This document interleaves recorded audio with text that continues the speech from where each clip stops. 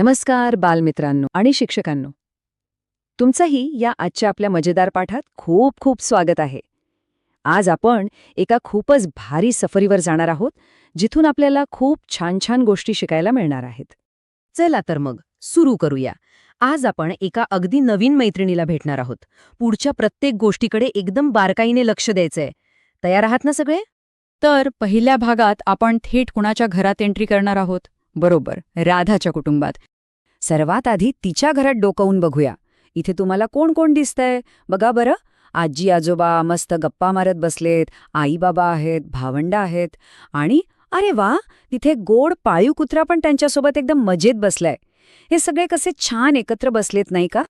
आता हे एकदम सोपं वाक्य मी मोठ्याने वाचतो आणि तुम्ही सगळ्यांनी मनातल्या मनात माझ्यासोबत वाचायचंय. हे राधाचे कुटुंब आहे. अगदी बरोबर. हेच वाक्य आपल्याला या कुटुंबाची ओळख करून देतं. आता तुमची एक छोटीशी परीक्षा. हा पहिला प्रश्न बघा. राधाच्या कुटुंबात कोण कोण आहेत? मी थोडा वेळ थांबतो. तुम्ही आत्ताच पाहिलेल्या सगळ्यांची नावे आठवण्याचा प्रयत्न करा. आठवलं? एकदम करेक्ट. आजी, आजोबा, आई, बाबा, राधा आणि तिचा भाऊ.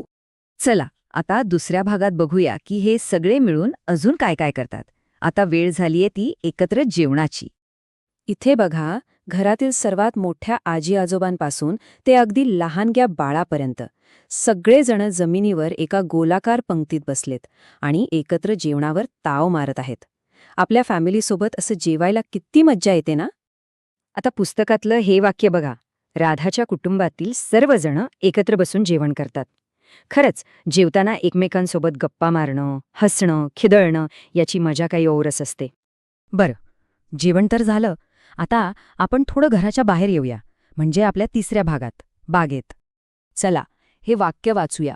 राधाचे कुटुंब परसबागेत वेगवेगळी कामे करतात. राधा त्यांना कामात मदत करते.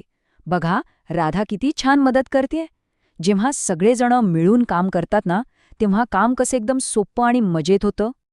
आता कामाचा भाग संपला आणि कुटुंबाच्या सर्वात आवडीचा चौथा भाग आला. तो म्हणजे सहलीची मज्जा. सुट्टीचा दिवस. इथे तर एकदम कल्ला चालू आहे. सुट्टीच्या दिवशी सगळे एका छानशा बागेत आलेत. कोणी चेंडू खेळतंय, कोणी मस्त फोटो काढतंय, तर कोणी हिरव्यागार गवतावर आरामात बसून गप्पा मारतंय. तिथे तलावात एक बदक पण पोहतंय. किती सुंदर दृश्य आहे ना हे. चला आता बघूया कुणाकुणाचं लक्ष होतं. सांगा बरं, राधाचे कुटुंब सुट्टीच्या दिवशी कोठे जाते? मोठ्याने सांगा. आठवलं ते सुंदर दृश्य? अगदी बरोबर, ते सहलीला बागेत जातात. तर मित्रांनो, आपण राधाच्या कुटुंबाबद्दल 4 मस्त गोष्टी पाहिल्या बरं का. पहिली म्हणजे घरात एकत्र वेळ घालवणं, दुसरी एकत्र जेवणं, तिसरी बागेत एकमेकांना मदत करणं आणि चौथी म्हणजे सुट्टीच्या दिवशी सहलीला जाऊन भरपूर खेळणं.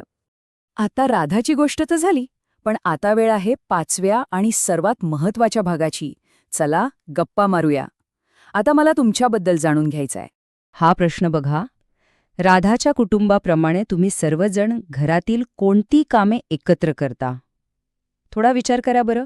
तुमच्याही घरात अशी बरीच कामं असतील ना, जी तुम्ही सगळ्या मिळून करता. हाच तर आपला आजचा मुख्य विषय आहे.